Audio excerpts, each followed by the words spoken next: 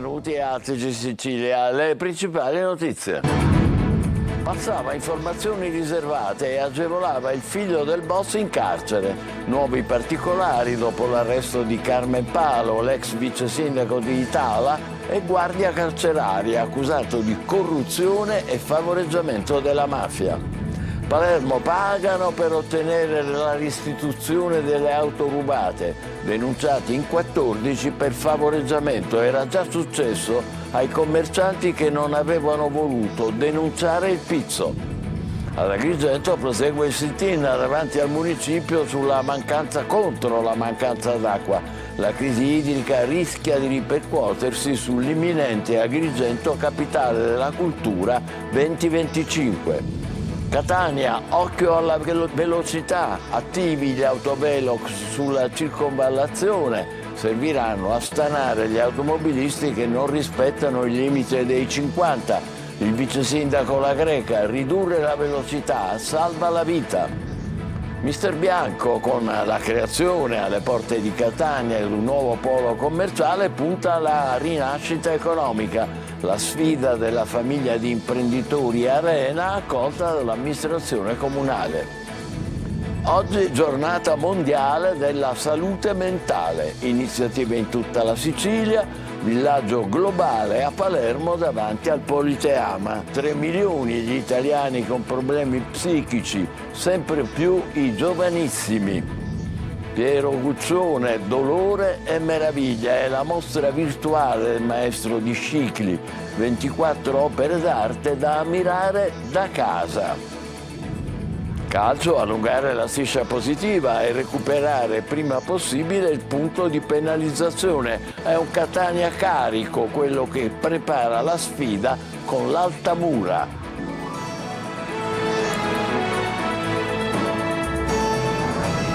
Bentrovati, passava informazioni riservate e agevolava il figlio del boss in carcere. Nuovi particolari dopo l'arresto di Carmen Palo, l'ex vice sindaco di Itala e guardia carceraria accusato di corruzione aggravata e favoreggiamento della mafia. Giuti Lazzara. Ci sono altri particolari sull'arresto di Carmen Palo, l'agente di polizia penitenziaria nel carcere di Giara ed ex vice sindaco del comune di Tala nel Messinese, accusato di corruzione aggravata dall'aver agevolato la mafia. La sua era un'amicizia nera, secondo la direzione antimafia di Catania, con Antonino Di Grazia in carcere, figlio del boss di Picanello, esponente di spicco della famiglia Laudani.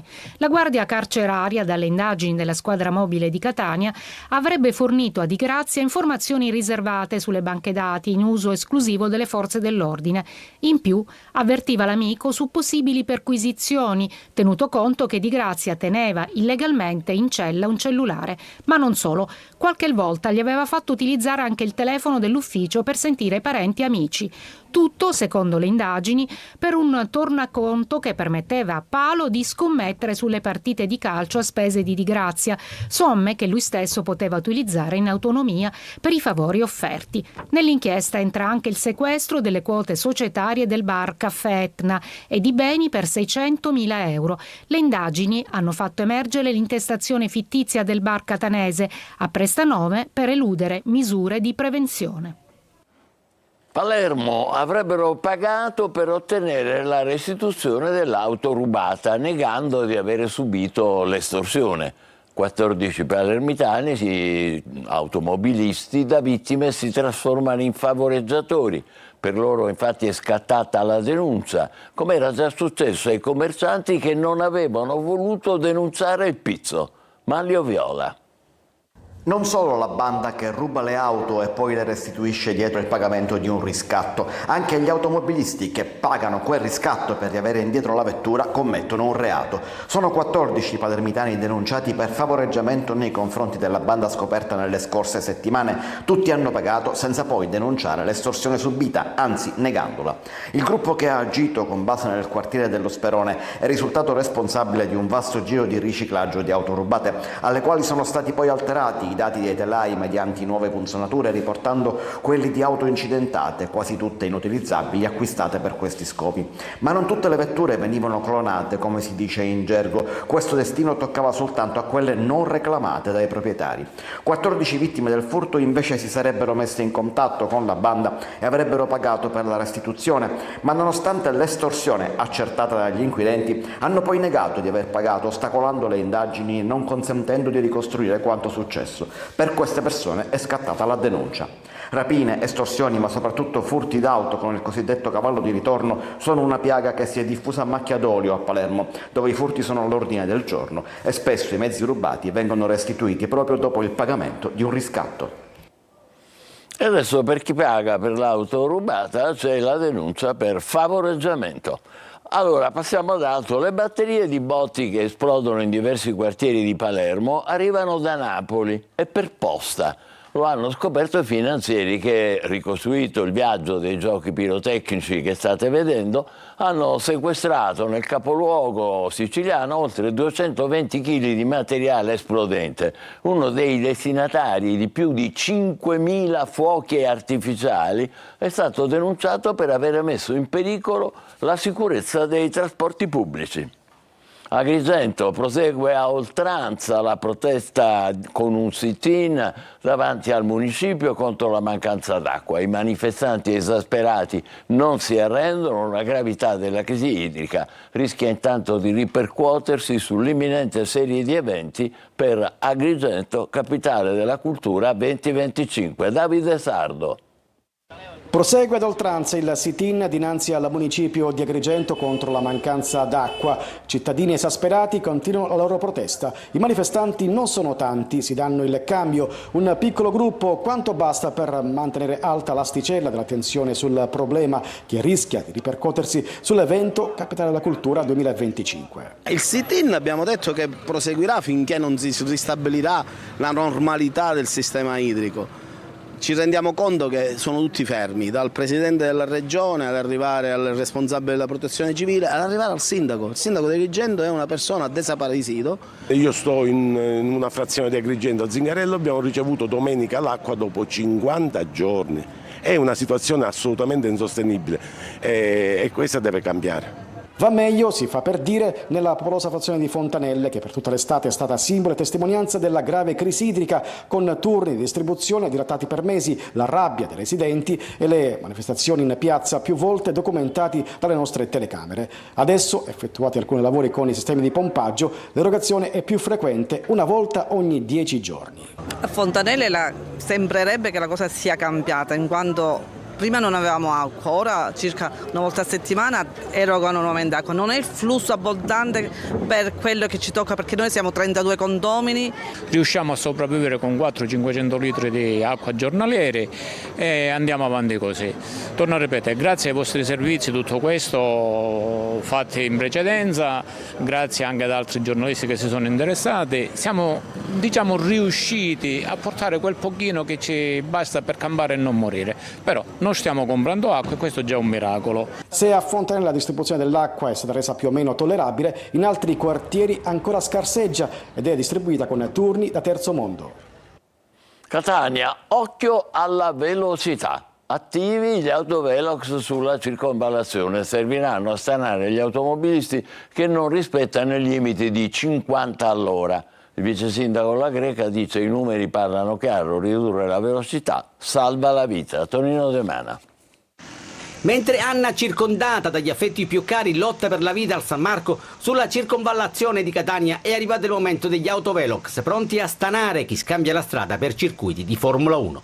L'obiettivo è quello di salvare vite umane o comunque di garantire una maggiore sicurezza stradale in un tratto tristemente noto per le morti di Chiara e Danilo e per il grave ferimento di Anna. D'ora in poi tolleranza zero per chi preme il piede sull'acceleratore e sanzioni che sfiorano le 4.000 euro per chi oltrepassa di 60 km/h il limite di velocità. Le statistiche parlano chiaro, negli ultimi decenni in Italia si muore più sulla strada che di terremoti. Se consideriamo il terremoto dell'Irpinia, il terremoto dell'Aquila, tutti insieme sono un numero di vittime inferiori alle 3.500 vittime che ogni anno abbiamo sulle strade in Italia, 10 morti al giorno, è inaccettabile. Sempre in tema di numeri, balza agli occhi un altro dato che si riferisce agli autovelox sulla circonvallazione.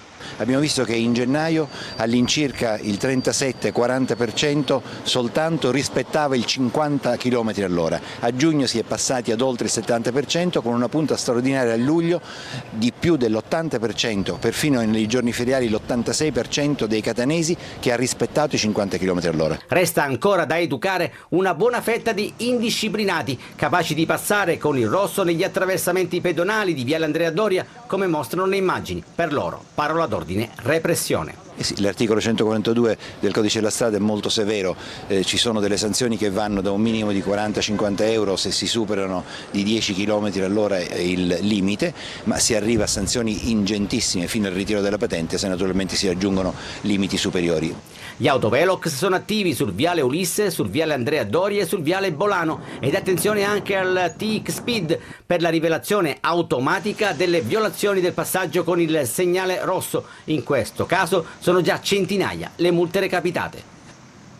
Autovelox dunque attivi. Restiamo a Catania. Un 51enne in stato di ebbrezza ha aggredito l'ex compagna con l'intenzione di violentarla, rinchiudendola in camera da letto. La vittima è riuscita a fuggire grazie all'intervento dei due figli, poco più che maggiorenni, e ha chiesto aiuto alla polizia, che ha arrestato l'uomo per tentata violenza sessuale.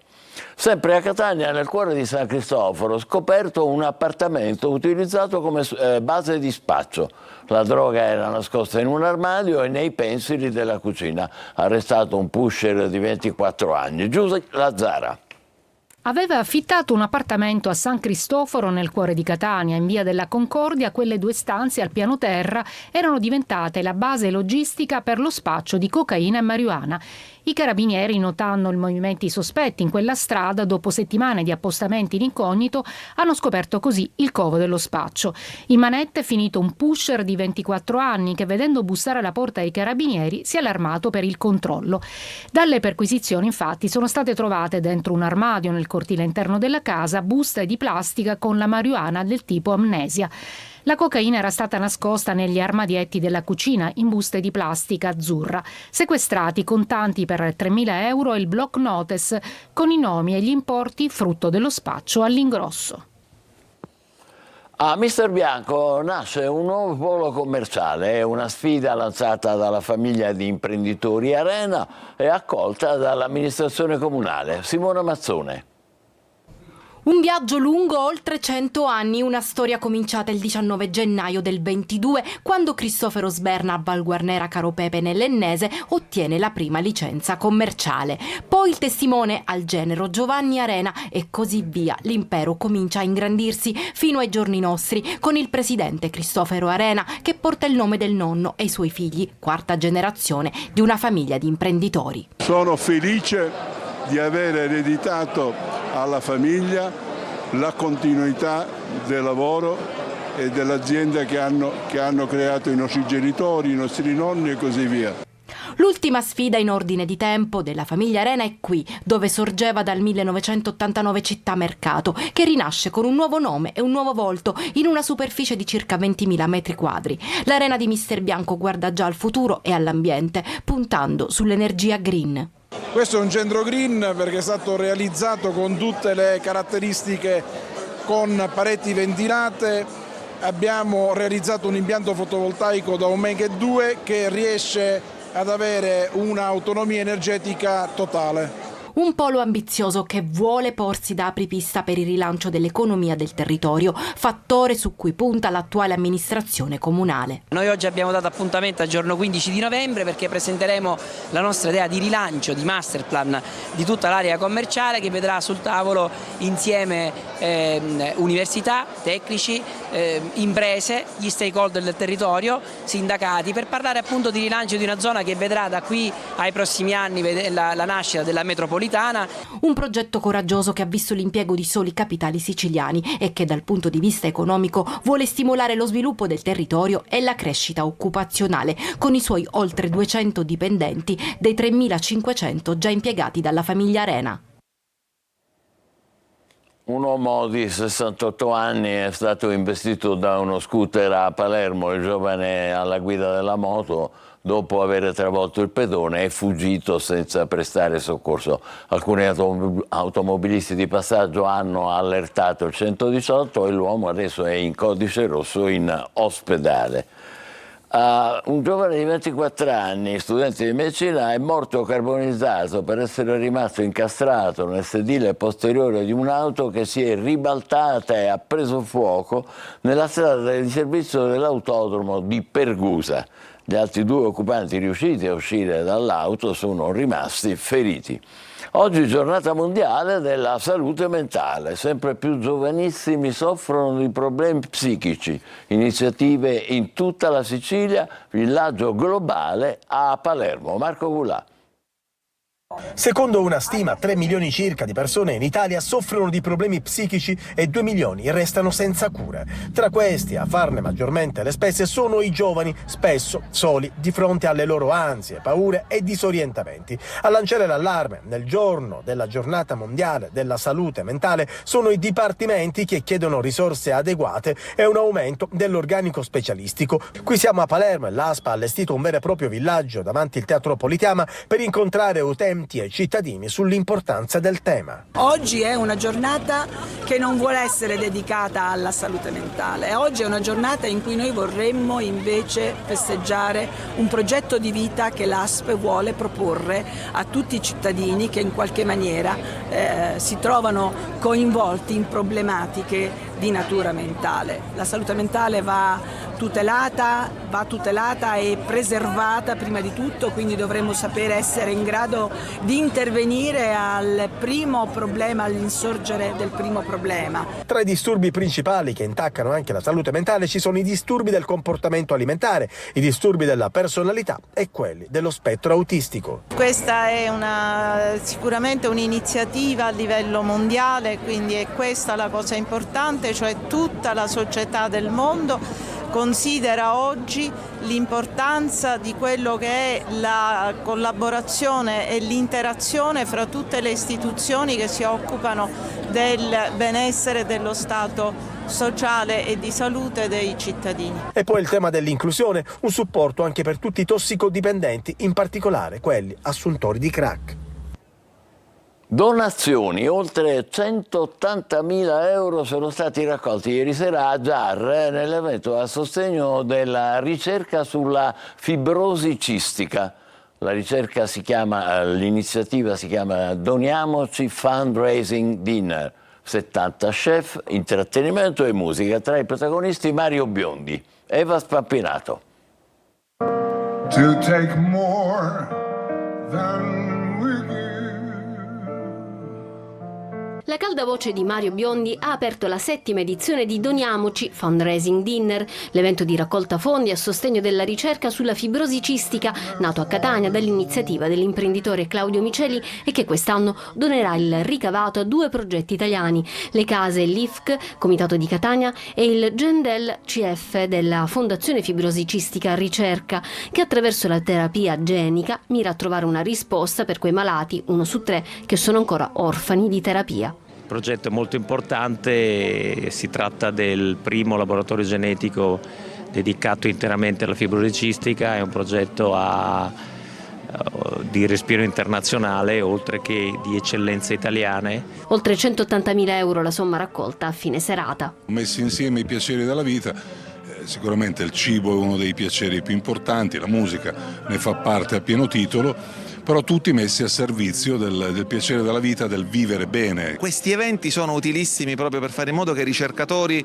possano avere l'opportunità di continuare a fare benissimo il lavoro che già fanno molto bene.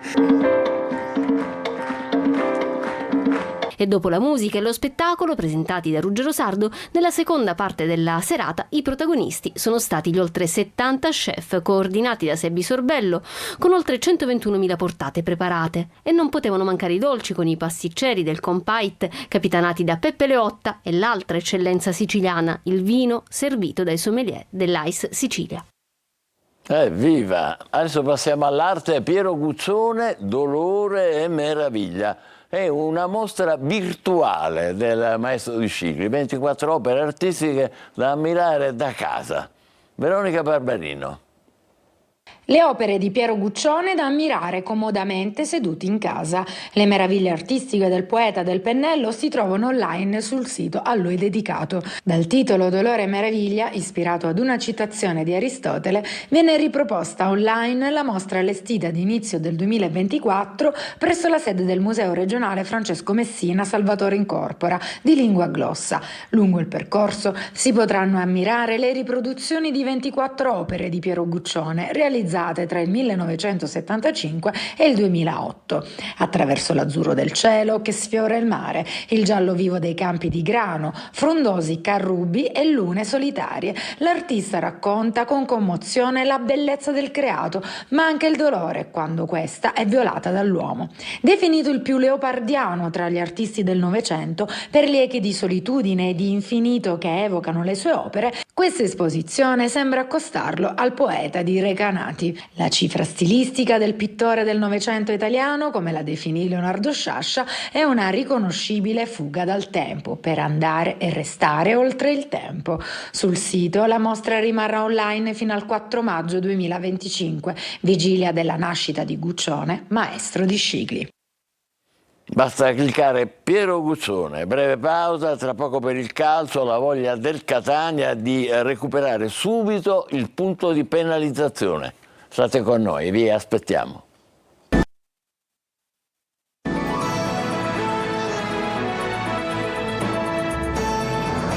Riprendiamo il TG con il calcio. Catania al lavoro in vista della gara di sabato prossimo contro il team Altamura. Dopo la penalizzazione di un punto c'è la voglia di recuperare subito. Francesco Triolo. Il punto di penalizzazione era atteso, nessuna sorpresa, e anche in classifica la situazione cambia poco, con il Catania sempre a ridosso delle prime della classe che nel turno precedente hanno per fortuna rallentato tutte. Ecco perché adesso però la partita di sabato pomeriggio contro il team Altamura diventa un passaggio importante a livello di motivazioni. I rossazzurri ne hanno da vendere, considerato che c'è tutta l'intenzione di recuperare quanto perso e soprattutto evitare di perdere terreno da Benevento, Monopoli e Picerno, attese tutte e tre sulla carta da impegni tutto sommato abbordabili. Non è una gara facile, non ci si faccia confondere dalla classifica o dalla recente sconfitta contro il Monopoli. L'Altamura arriverà al massimino per non perdere, questo significa che concederà pochi spazi, lavora molto bene sugli esterni, fa dell'aggressività una delle sue armi. Occorrerà quindi pazienza ma anche cinismo, un po' le caratteristiche viste nell'ultima trasferta. E proprio da quella formazione potrebbe ripartire Mimmo Toscano, che valuterà sino all'ultimo. Lunetta, per esempio, non ha riportato traumi muscolari, ma l'11 dovrebbe ricalcare comunque quella del secondo tempo di Caserta. Dunque Anastasi a sinistra al centrocampo, Gherardi in difesa. Poi si lavorerà sulle rotazioni in attacco, anche se Inglese parte favorito per una maglia da titolare. Noi ci fermiamo qui, l'appuntamento come al solito è per le 20. Grazie per essere stati con noi. Buon pomeriggio.